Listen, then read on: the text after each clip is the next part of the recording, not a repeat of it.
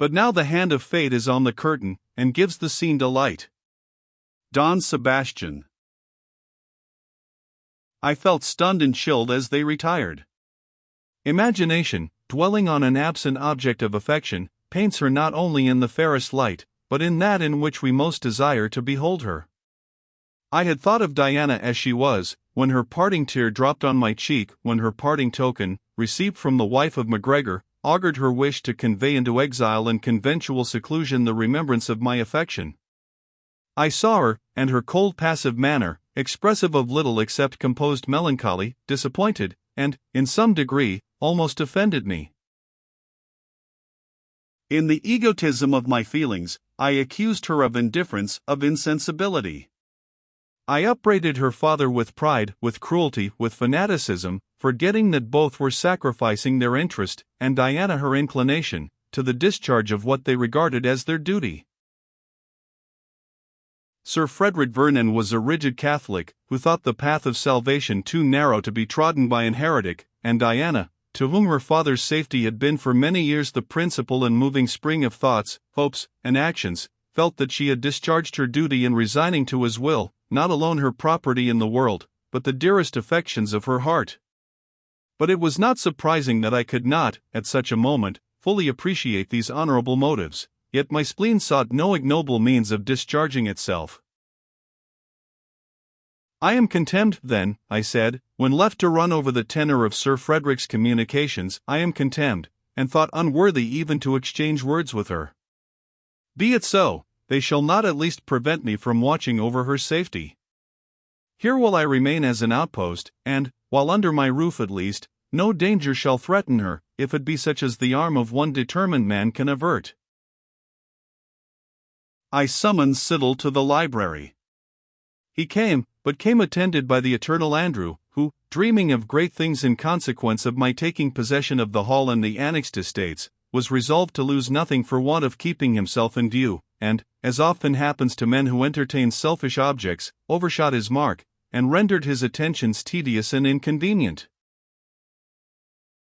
His unrequired presence prevented me from speaking freely to Siddle, and I dared not send him away for fear of increasing such suspicions as he might entertain from his former abrupt dismissal from the library.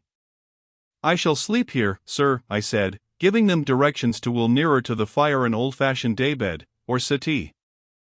I have much to do, and shall go late to bed. Siddle, who seemed to understand my look, offered to procure me the accommodation of a mattress and some bedding. I accepted his offer, dismissed my attendant, lighted a pair of candles, and desired that I might not be disturbed till 7 in the ensuing morning. The domestics retired, leaving me to my painful and ill-arranged reflections, until nature, worn out, should require some repose. I endeavored forcibly to abstract my mind from the singular circumstances in which I found myself placed.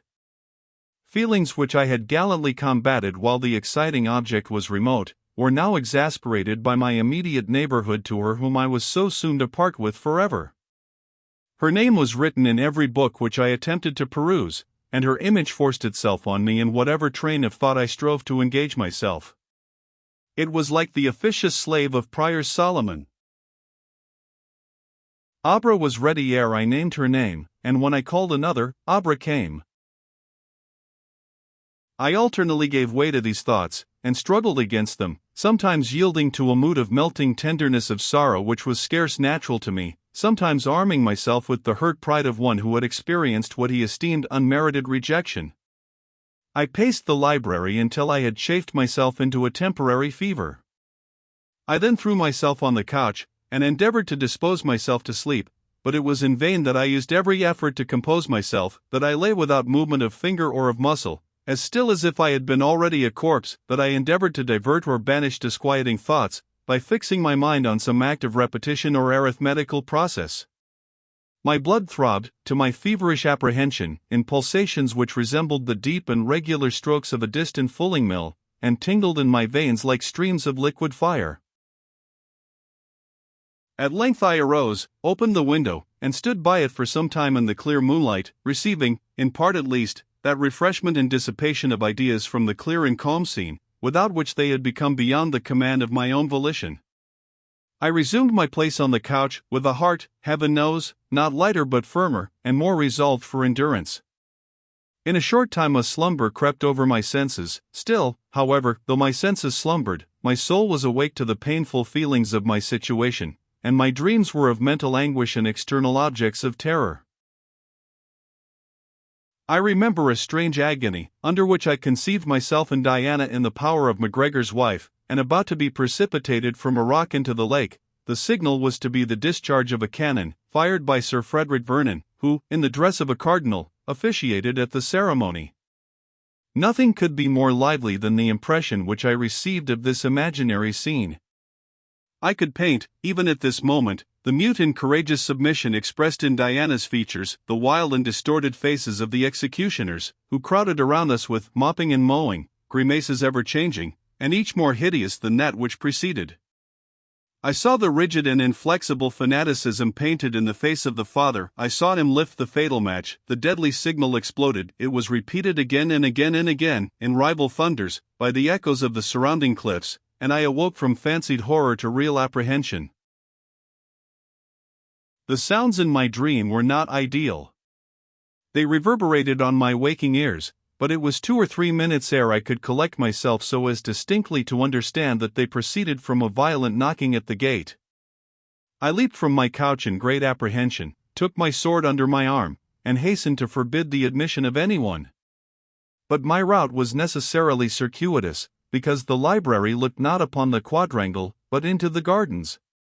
When I had reached a staircase, the windows of which opened upon the entrance court, I heard the feeble and intimidated tones of Siddle expostulating with rough voices, which demanded admittance, by the warrant of Justice Standish, and in the king's name, and threatened the old domestic with the heaviest penal consequences if he refused instant obedience. Ere they had ceased, I heard, to my unspeakable provocation, the voice of Andrew bidding Siddle stand aside, and let him open the door. If they come in King George's name, we have naething to fear. We hae spent baith bluid and gout for him. We dinna need to darn ourselves like some folks. Mr. Siddle, we are neither papists nor Jacobites, I trow. It was in vain I accelerated my pace downstairs. I heard bolt after bolt withdrawn by the officious scoundrel, while all the time he was boasting his own and his master's loyalty to King George, and I could easily calculate that the party must enter before I could arrive at the door to replace the bars. Devoting the back of Andrew Fairservice to the cudgel so soon as I should have time to pay him his deserts, I ran back to the library, barricaded the door as I best could, and hastened to that by which Diana and her father entered, and begged for instant admittance. Diana herself undid the door. She was ready dressed, and betrayed neither perturbation nor fear. "Danger is so familiar to us," she said, "that we are always prepared to meet it. My father is already up. He is in Rashleigh's apartment. We will escape into the garden, and thence by the postern gate. I have the key from Siddle in case of need. Into the wood, I know its dingles better than anyone now alive. Keep them a few minutes in play. And, dear Frank, once more fare thee well."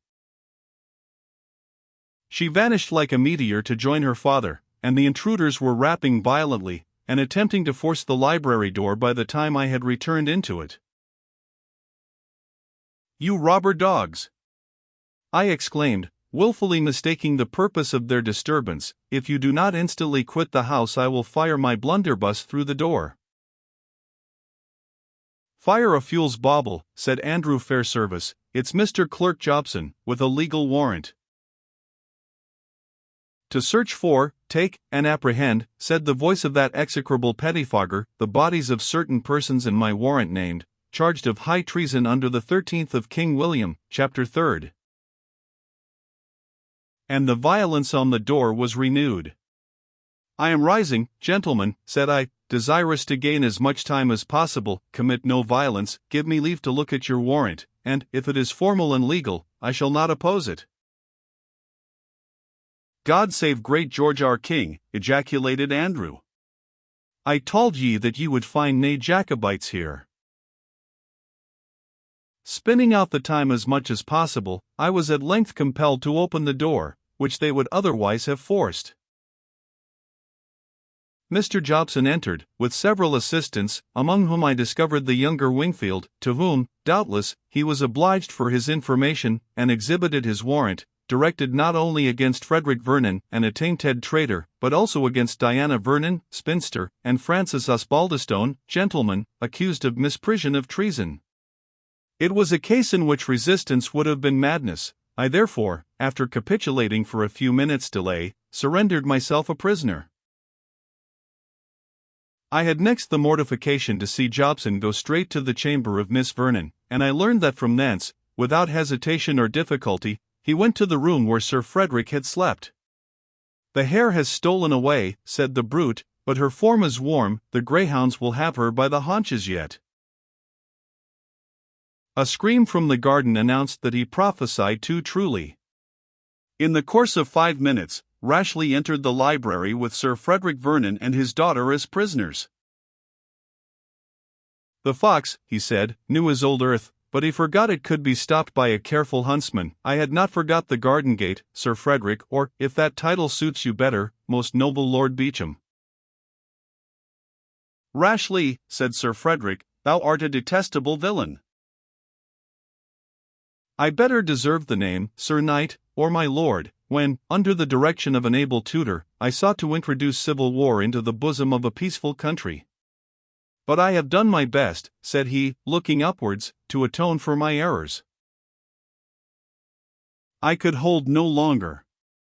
I had designed to watch their proceedings in silence, but I felt that I must speak or die. "If hell," I said, "has one complexion more hideous than another, it is where villainy is masked by hypocrisy." "Ha! My gentle cousin," said Rashleigh, holding a candle towards me, and surveying me from head to foot, "right welcome to Osbaldistone Hall. I can forgive your spleen. It is hard to lose an estate and a mistress in one night, for we shall take possession of this poor manor house in the name of the lawful heir, Sir Rashleigh Osbaldistone." While Rashleigh braved it out in this manner, I could see that he put a strong force upon his feelings, both of anger and shame. But his state of mind was more obvious when Diana Vernon addressed him.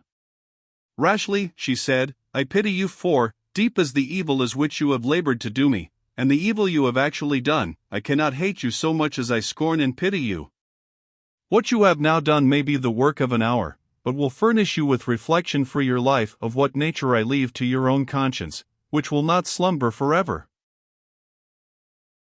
Rashleigh strode once or twice through the room, came up to the side table, on which wine was still standing, and poured out a large glass with a trembling hand, but when he saw that we observed his tremor, he suppressed it by a strong effort, and, looking at us with fixed and daring composure, carried the bumper to his head without spilling a drop. "It is my father's old Burgundy," he said, looking to Jobson. "I am glad there is some of it left. You will get proper persons to take care of old Butler, and that foolish Scotch rascal. Meanwhile we will convey these persons to a more proper place of custody. I have provided the old family coach for your convenience," he said, "though I am not ignorant that even the lady could brave the night air on foot or on horseback, were the errand more to her mind." Andrew wrung his hands. "I only said that my master was surely speaking to a gayist in the library, and the villain Lancy to betray an old friend, that sangeth the same psalm book by him every Sabbath for 20 years. He was turned out of the house, together with Siddle, without being allowed to conclude his lamentation. His expulsion, however, led to some singular consequences. Resolving, according to his own story, to go down for the night where Mother Simpson would give him a lodging for old acquaintance' sake, he had just got clear of the avenue, and into the old wood, as it was called, though it was now used as a pasture ground rather than woodland, when he suddenly lighted on a drove of Scotch cattle, which were lying there to repose themselves after the day's journey. At this Andrew was in no way surprised, it being the well-known custom of his countrymen, who take care of those droves, to quarter themselves after night upon the best unenclosed grass ground they can find, and depart before daybreak to escape paying for their night's lodgings. But he was both surprised and startled, when a Highlander, springing up, accused him of disturbing the cattle, and refused him to pass forward till he had spoken to his master. The mountaineer conducted Andrew into a thicket, where he found 3 or 4 more of his countrymen. "And," said Andrew, "I saw soon they were our money men for the drove, and from the questions they put to me, I judged they had other toe on their rock. They questioned him closely about all that had passed at Osbaldistone Hall, and seemed surprised and concerned at the report he made to them. "And troth," said Andrew, "I told them I kenned, for dirks and pistols were what I could never refuse information to in my life." They talked in whispers among themselves, and at length collected their cattle together, and drove them close up to the entrance of the avenue, which might be half a mile distant from the house. They proceeded to drag together some felled trees which lay in the vicinity, so as to make a temporary barricade across the road, about 15 yards beyond the avenue. It was now near daybreak, and there was a pale eastern gleam mingled with the fading moonlight, so that objects could be discovered with some distinctness. The lumbering sound of a coach drawn by 4 horses, and escorted by 6 men on horseback, was heard coming up the avenue. The Highlanders listened attentively. The carriage contained Mr. Jobson and his unfortunate prisoners. The escort consisted of Rashleigh, and of several horsemen, peace officers, and their assistants. So soon as we had passed the gate at the head of the avenue, it was shut behind the cavalcade by a Highlandman, stationed there for that purpose. At the same time the carriage was impeded in its farther progress by the cattle, amongst which we were involved, and by the barricade in front. 2 of the escort dismounted to remove the felled trees, which they might think were left there by accident or carelessness. The others began with their whips to drive the cattle from the road. "Who dare abuse our cattle," said a rough voice to "Shoot him, Angus." Rashleigh instantly called out "A rescue!" A rescue, and, firing a pistol, wounded the man who spoke.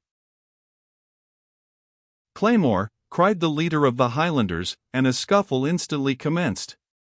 The officers of the law, surprised at so sudden an attack, and not usually possessing the most desperate bravery, made but an imperfect defense, considering the superiority of their numbers. Some attempted to ride back to the hall, but on a pistol being fired from behind the gate, they conceived themselves surrounded, and at length galloped off in different directions. Rashleigh, meanwhile, had dismounted, and on foot had maintained a desperate and single-handed conflict with the leader of the band. The window of the carriage, on my side, permitted me to witness it. At length Rashleigh dropped. "Will you ask forgiveness for the sake of God, King James, and old friendship?" said a voice which I knew right well. "No, never," said Rashleigh, firmly. "Then, traitor, die in your treason," retorted MacGregor, and plunged his sword in his prostrate antagonist. In the next moment he was at the carriage door, handed out Miss Vernon, assisted her father and me to alight, and dragging out the attorney, head foremost, threw him under the wheel. "Mr. Osbaldistone," he said, in a whisper, "you have nothing to fear. I must look after those who have. Your friends will soon be in safety. Farewell, and forget not the MacGregor." He whistled, his band gathered round him, and, hurrying Diana and her father along with him, they were almost instantly lost in the glades of the forest. The coachman and postilion had abandoned their horses, and fled at the first discharge of firearms, but the animals, stopped by the barricade, remained perfectly still, and well for Jobson that they did so, for the slightest motion would have dragged the wheel over his body. My first object was to relieve him, for such was the rascal's terror that he never could have risen by his own exertions. I next commanded him to observe that I had neither taken part in the rescue, nor availed myself of it to make my escape, and enjoined him to go down to the hall, and call some of his party, who had been left there, to assist the wounded. But Jobson's fears had so mastered and controlled every faculty of his mind, that he was totally incapable of moving. I now resolved to go myself, but in my way I stumbled over the body of a man, as I thought, dead or dying. It was, however, Andrew Fairservice, as well and whole as ever he was in his life, who had only taken this recumbent posture to avoid the slashes, stabs, and pistol balls, which for a moment or two were flying in various directions. I was so glad to find him, that I did not inquire how he came thither, but instantly commanded his assistance. Rashleigh was our first object. He groaned when I approached him, as much through spite as through pain, and shut his eyes, as if determined, like Iago, to speak no word more. We lifted him into the carriage, and performed the same good office to another wounded man of his party, who had been left on the field. I then with difficulty made Jobson understand that he must enter the coach also, and support Sir Rashleigh upon the seat. He obeyed, but with an air as if he but half comprehended my meaning. Andrew and I turned the horses' heads round, and opening the gate of the avenue, led them slowly back to Osbaldistone Hall. Some fugitives had already reached the hall by circuitous routes, and alarmed its garrison by the news that Sir Rashleigh, Clerk Jobson, and all their escort, save they who escaped to tell the tale, had been cut to pieces at the head of the avenue by a whole regiment of wild Highlanders. When we reached the mansion, therefore, we heard such a buzz as arises when bees are alarmed, and mustering in their hives. Mr. Jobson, however, who had now in some measure come to his senses, found voice enough to make himself known. He was the more anxious to be released from the carriage, as one of his companions, the peace officer, had, to his inexpressible terror, expired by his side with a hideous groan. Sir Rashleigh Osbaldistone was still alive, but so dreadfully wounded that the bottom of the coach was filled with his blood, and long traces of it left from the entrance door into the stone hall, where he was placed in a chair, some attempting to stop the bleeding with cloths, while others called for a surgeon, and no one seemed willing to go to fetch one. "Torment me not," said the wounded man, "I know no assistance can avail me, I am a dying man." He raised himself in his chair, though the damps and chill of death were already on his brow, and spoke with a firmness which seemed beyond his strength. "Cousin Francis," he said, "draw near to me." I approached him as he requested. "I wish you only to know that the pangs of death do not alter one iota of my feelings towards you." "I hate you," he said, the expression of rage throwing a hideous glare into the eyes which were soon to be closed forever. "I hate you with a hatred as intense, now while I lie bleeding and dying before you, as if my foot trod on your neck." "I have given you no cause, sir," I replied, "and for your own sake I could wish your mind in a better temper." "You have given me cause," he rejoined. "In love, in ambition, in the paths of interest, you have crossed and blighted me at every turn. I was born to be the honor of my father's house, I have been its disgrace, and all owing to you. My very patrimony has become yours. Take it," he said, "and may the curse of a dying man cleave to it."